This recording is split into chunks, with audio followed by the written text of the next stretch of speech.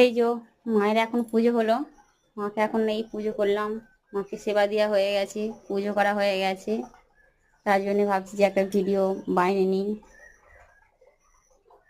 অনেক দিনই ভিডিও করা হয়নি, তার জন্য আজকে ভিডিও করছি। দেখো মায়ের মুখটা, কি করবো বলো, যখন পুজো করি কেউ থাকে না যে ভিডিও করার জন্য, একা একাই করছি, একা একাই করছি ভিডিওটা মায়ের।